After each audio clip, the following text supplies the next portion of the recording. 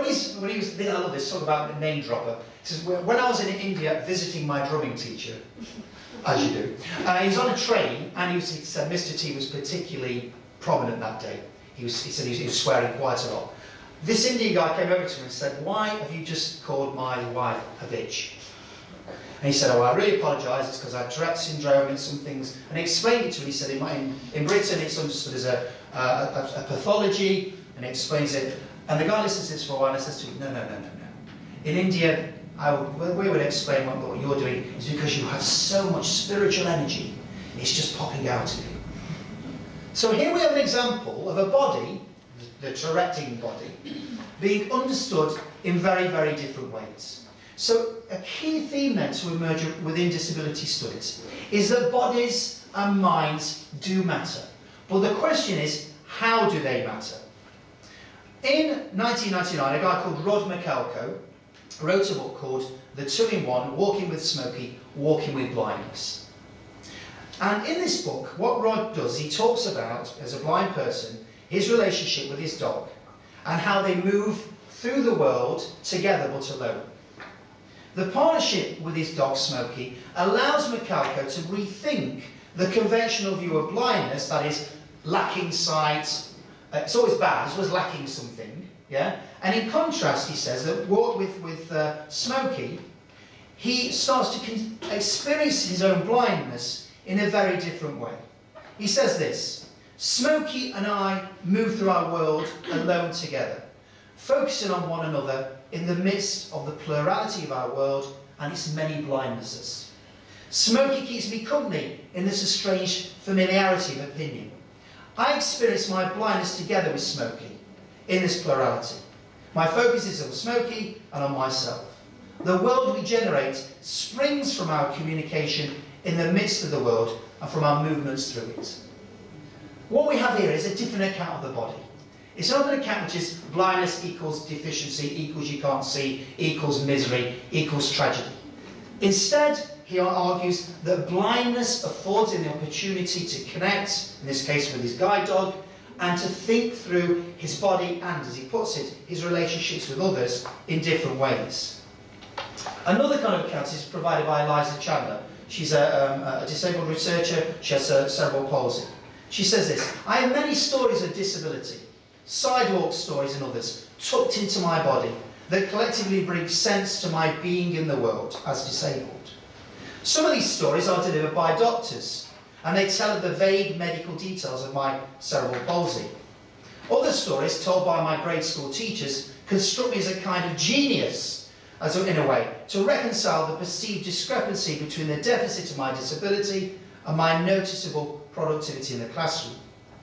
These details are also vague, and they certainly do not explain why I had trouble with maths and difficulty spelling. Other stories from friends and peers describe me as undesirable because of my disability. Desirable in spite of my disability, and, she says my favourite, desirable because of my disability. Together, these stories and others make up the narrative history of how disability becomes meaningful to me." So here you have an account of a body that is constructed within the world. So this might lead us to ask a number of questions, and I just want to throw three today. Firstly, how are non-disabled bodies and minds made more viable than disabled bodies? What is it about non-disabled bodies and minds that we love so much, and at the same time negate and refute disabled bodies and minds? Secondly, how do social practices uphold the precarious high status of non-disabled people through the rejection of disabled people? What kind of work goes on in the parts of non-disabled people to uphold their precarious, and it is precarious being non-disabled, being able, whatever that means, and what way does that mean that it leads to the kind of rejection of disabled people? And the third question to ask here is, what qualifies as a body that matters? And for many feminists, the body that matters is the productive male body, speaking a standard language, reasonable, law-abiding, living in towns. Anybody that actually moves outside of that is seen as a negative body. This leads us to the next area, which is around the notion of intersectionality. That too often I think within disability studies, there is this notion that we're only talking about disability. And this is not the case. The truth is that disability continues to be excluded from a lot of transformative and radical ideas. Maureen Olkin, writing from the States, asks this question: when will disabled people be allowed to board the diversity train? Now, rather than waiting for the good intentions of others, critical disability studies people have done the engaging themselves. So they've tried to engage disability with issues of class, gender, age, nation state and so on.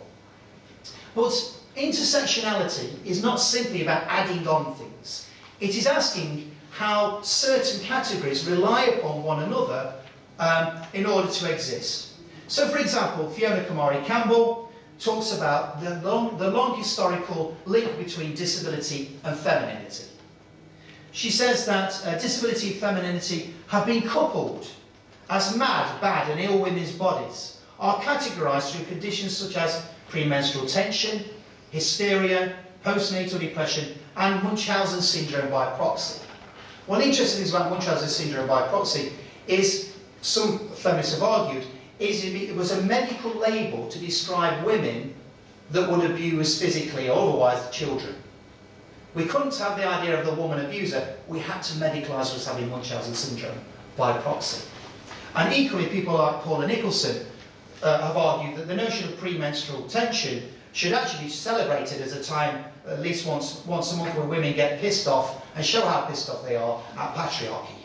So there's some very interesting stuff going on around feminism and disability.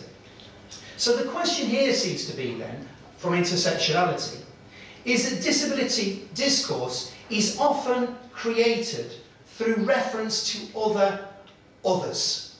Yeah? So let's think about why it is that naughty boys in the 1970s are now given the label of attention deficit hyperactivity disorder.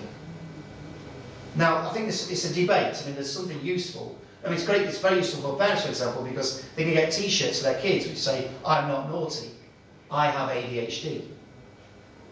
Or the one I'm going to get is, "I'm not swearing at you, I've got Tourette's syndrome."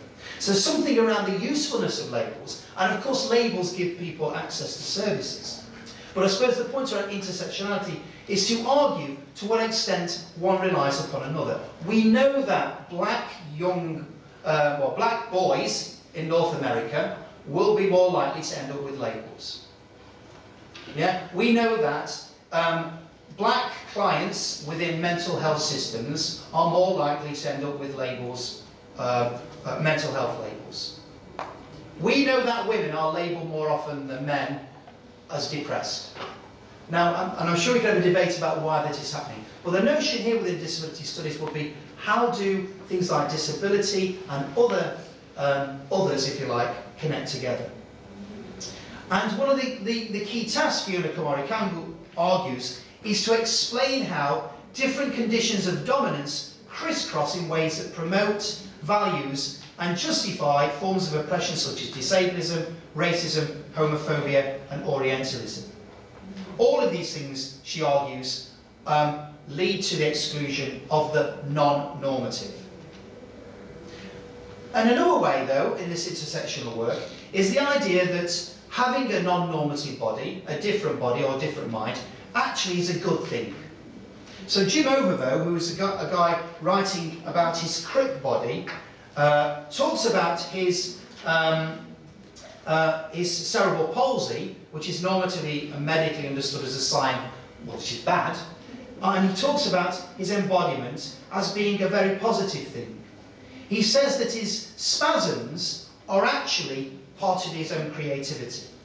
Similarly, Amy Vidal's paper, where she talks about reappropriating the term spastic colon rather than IBS, is an opportunity to think about her non-normative body as offering possibility. She talks in the paper example of using her IBS as an excuse not to eat particular foods that she doesn't like when she goes around to her friend's house. So this idea of the playful nature of the body. And in a current project that we just finished around disabled children and disabled young people, we found examples of disabled kids using their bodies in quite inventive ways. So this is a story of Kurt. We called him Kurt because we named him after Kurt Cobain because we think he's a bit rock and roll. And he was born without a bladder. Okay, so when he was actually born, his mother told us this very harrowing story about how he was born with basically his bladder outside of his body. And obviously that was then taken off, and then he ended up with colostomy bags and a bag for his wee, as he himself talked about it. And for many years, going through school, it wasn't really a problem. He said, in fact, he said he quite liked it because it got him out of PE. And, you know, for those of us who hated PE, it does seem like a very positive thing. One day, he plucked up the courage to tell a group of his friends about the use of his catheter. And by the end of the day, his new name around the school was Wee Wee Boy. It wasn't, by the way, it was Piss Boy. But we had to change it to Wee Wee Boy by the journal we got this published in because they thought it was crude. Which I thought I'd leave that in. It's just a discussion point about academic censorship. This had made him very angry, and he got his revenge against the main bully of the school, who was using this new name, Piss Boy, by emptying his urine bag into the boys' school bag. Right? Out of the sight of the teacher in the maths lesson, that kid never called him Piss Boy again. Now, how would we understand this? I presented this to a colleague of mine who was a psychologist who specialises in the study of abnormal psychology, and he says that Kurt is in denial and is exhibiting pathological behaviour. That's one take. Another take upon it would be that Kurt is being very inventive and using his body, to quote a feminist philosopher called Rosie Brain-Doty, he's actually engaged in what she calls nomadic subjectivity. That is where you refuse to be fixed in a particular label or position by those around you, so you start wandering. And in this case, wandering with urine. Right, so that should be a song, I believe. And what we have here is, this story, we would argue, demands us to think about how we read Kurt's life. If we stick around the body is deficient and negative, then perhaps we'll only view Kurt as, you know, obviously struggling with his impairment and so on. If we look at his body in a different way, and this is his kind of notion of intersectionality, then perhaps what we can do is we can see the ways in which Kurt, and this is Brain-Doty again, allows for considering the new ways in which we make who we are. So in this sense, we could argue that Kurt is a queer or a crip body. And his body is cripping or queering the normative standards around an acceptable body within schools. I won't go talk too much about schools, but my 9-year-old came back last week with a sticker, a well done sticker, and I said, great, what have you done? It's amazing. And she got it for sitting well. Now, I'm not denying that sitting well in schools is very important if you're a teacher with 30 kids, but it did get me wondering about, all right, okay, what's the next one? Breathing in and out? Well. So there's issues here around how, I'm just thinking, if in that school, how would my kid's school deal with a body like Kurt's, which is really non-normative? Then not only is, you know, it's actually potentially leaking, quite literally. Okay, the other area, I think, in terms of future research, should be around the notion of global disability studies. And if you haven't read it already, there's a new World Report on disability. People like Tom Shakespeare have been involved in this, been massively criticised by disabled people's organisations, but there's lots of brilliant stuff in it. What that report does, I think, is it reminds us, and I'm sure it will be the same over here as it is in the UK, that we tend to do a lot of work on our localities and on our own countries. And in many ways, if we look at disability studies, and Helen McCosh has argued this, that what we end up with is very Anglo-centric, Eurocentric views of disability. Instead, what we need to be thinking, she argues, is of disability studies which are more in touch with global perspectives. So McCosh says the following things, that too often disability studies and academia claims to be universal, but it's reading from the global north into the global south. It tends to be reading from the metropole, so, you know, in the kind of developed global north context. It tends to emphasise the kinds of ways in which we live our lives, capitalist, neoliberal societies, and crucially ignores other ways of living life.